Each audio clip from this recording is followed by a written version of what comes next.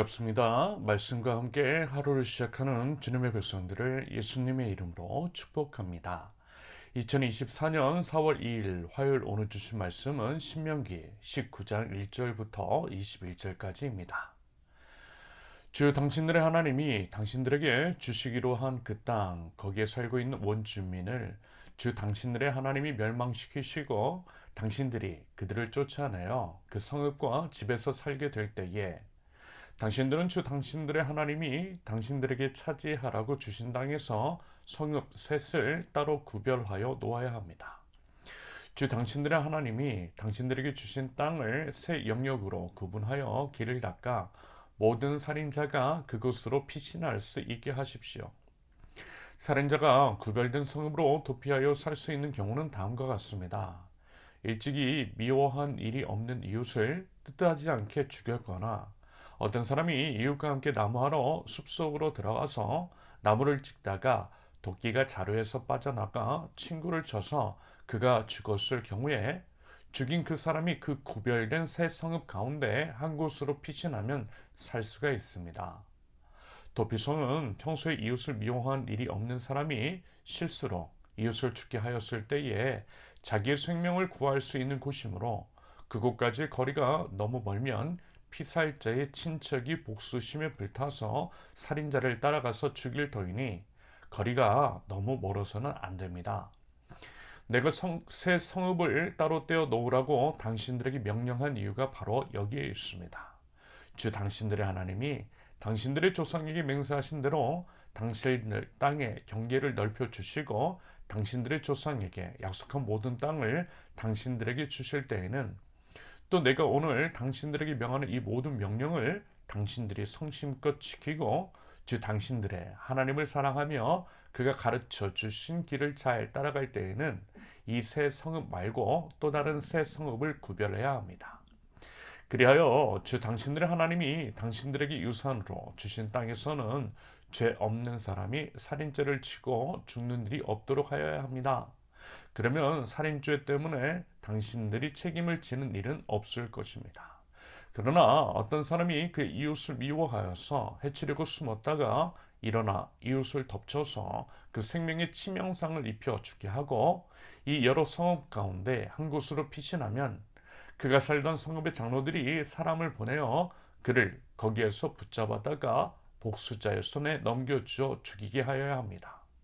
당신들은 그런 사람에게 동정을 베풀어서는 안 됩니다. 이스라엘 안에서 죄 없는 사람이 죽임을 당하는 일이 없어야만 당신들이 복을 받을 것입니다. 당신들은 하나님이 당신들에게 유산으로 주어 차지한 땅에서 이미 조상이 그어놓은 당신들 이웃의 경계선을 옮기지 마십시오. 어떤 잘못이나 어떤 범죄라도 한 사람의 증언만으로는 판정할 수 없습니다. 두세 사람의 증언이 있어야만 그 일을 확정할 수 있습니다. 남에게 죄를 뒤집어 씌우려는 나쁜 증인이 나타나면 소송을 하는 양측은 주님 앞에 나와 그 당시의 제사장들과 재판관 앞에 서서 재판을 받아야 합니다. 재판관들은 자세히 조사한 뒤에 그 증인이 그 이웃에게 거짓 증언을 한 것이 판명되거든 그 증인이 그 이웃을 해치려고 마음먹었던 대로 그 이웃에게 갚아주어야 합니다. 그래서 당신들 가운데서 그런 악의 뿌리를 뽑아야 합니다. 그러면 남은 사람들이 이 말을 듣고 두려워하여서 이런 악한 일을 하는 사람이 당신들 가운데서 다시는 생기지 않을 것입니다. 당신들은 이런 일에 동정을 베풀어서는 안 됩니다. 목숨에는 목숨으로, 눈에는 눈으로, 이에는 이로, 손에는 손으로, 발에는 발로 갚으십시오. 아멘. 모세는 본인이 가나안 땅에 들어가지 못할 것이기 때문에 이스라엘 백성이 가나안 땅에 들어가 지켜야 할 것들에 대해서 신신당부하고 있습니다. 그래서요, 그 내용들을 가만히 살펴보면요, 반복되는 것들이 적지 않더라는 것을 여러분 유념해서 보시면 되겠습니다. 그러면서 이제 모세를 통해 지침을 내려주시는 것들, 그 내용을 면면히 살펴보면 그것이 이제 참으로 상식적이고 납득이 되며 모든 사람에게 있어 합리적이고 최대한 사람으로서의 존엄을 존중하는 하나님 나라의 원리가 담겨 있더라는 것을 여러분 아마 발견하실 수 있을 것입니다. 그것은 당연히 시대를 초월하는 중요한 가치이며 예수님께서 공생의 기간을 통하여 말씀과 삶으로 시연해 주신 하나님 나라입니다. 이런 점들을 잘 한번 보시고요. 그들을 또한 우리 지금 우리가 사는 이 시대 그리고 이 사회 안에서 응용 적용해 볼 수 있기를 기대합니다. 그러면서 이제 오늘 주어진 본문을 크게 이제 세 부분으로 나누어 살펴볼 수 있겠습니다. 첫째, 우발적 살인과 고의적 살인에 대한 구분 1절부터 13절까지. 여러분, 죄라고 하는 것은 고의인 것도 있지만 우발적인 것도 있어요. 현대 이제 법 체계 안에서도 그것들을 명확하게 구분하고 정삭을 참작하여 판결을 내립니다. 당연히 이제 고의적인 범죄에 대해서는 중한 처벌을 내리는 것이 마땅합니다. 이것이 공공의 영역에서 우리 이제 모두로부터 합의된 사안이며 서로에게 납득이 되는 기준일 것입니다. 말하자면요, 성령도 이와 같은 맥락에서의 살인범을 다루고 있을 때 그 이제 디테일이 참으로 기가 막히더라는 것입니다. 참으로 합리적이고 배려가 넘치는 귀레르터라는 거예요. 먼저 하나님께서 이제 기업으로 주신 땅을 셋으로 나누래요. 그들이 이제 말하자면 도피성으로 삼아 우발적 살인을 저지른 사람이 희생자 관련된 자들의 복수로부터 피할 수 있도록 하는 것입니다.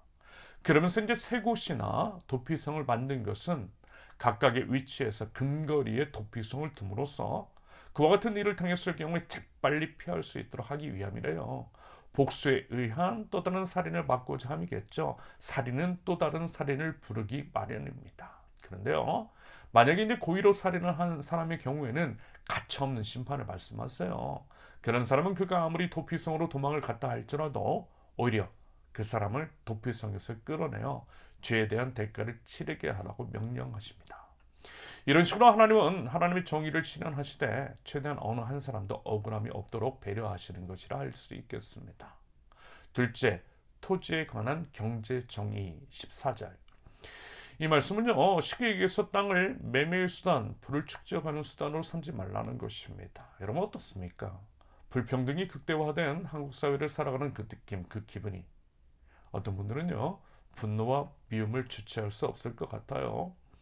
불평등은 우리 경제에 속한 사회를 불안하게 하는 주요한 원인이 됩니다. 그렇기 때문이라도 지금의 이제 불평등 문제를 결코 가벼이 여기면 안 되는 것이겠죠. 그러면서 이제 불평등의 원인이 무엇인가를 곰곰이 이제 생각해 볼 때에 결국요, 부동산이더라는 것입니다.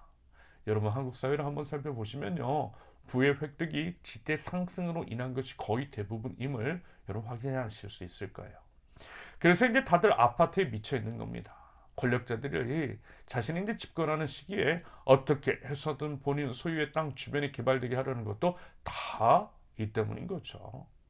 그런데 이제 사실 땅이라고 하는 것은 사람이 노력으로 만든 것은 아니잖아요. 원래부터 있던 것이고 하나님 나라 관점에서 성경에서 제시된 토지에 관한 관점에서 보면요, 오면이 이제 하나님의 것이라는 거예요.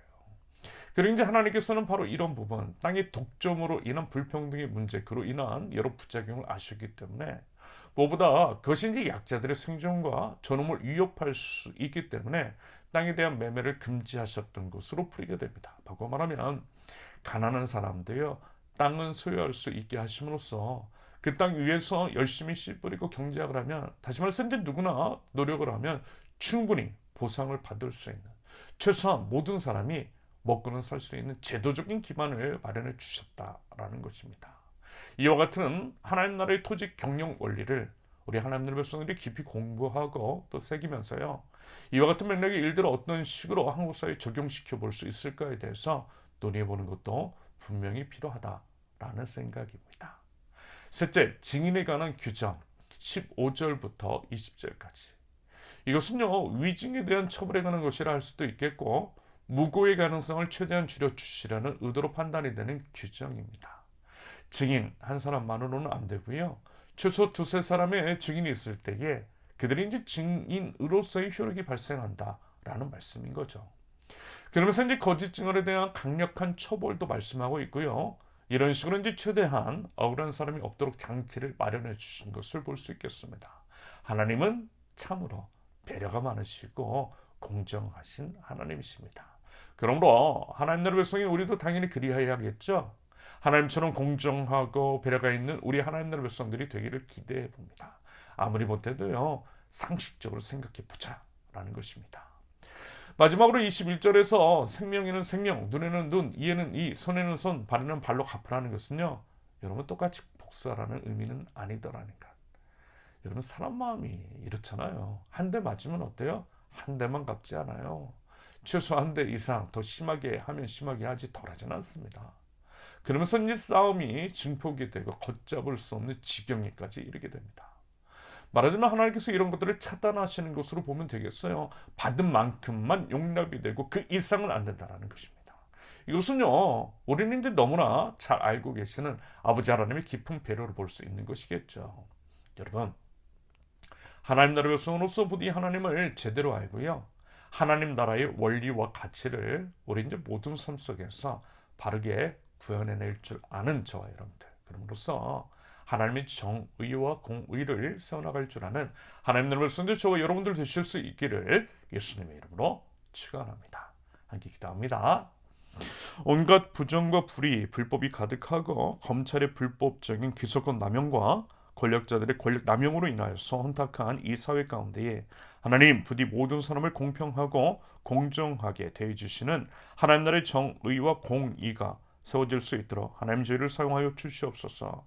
하나님 이것들을 위하여서 먼저 하나님 나라의 백성인 저희가 하나님 나라의 원리와 가치를 제대로 알게 하시고 저희의 생각과 욕심은 십자가에 못 박아 주님의 뜻, 주님의 나라를 이루어갈 수 있는 저희들 하나님 나라의 백성들 될 수 있도록 우리 하나님 인도하여 주시옵소서.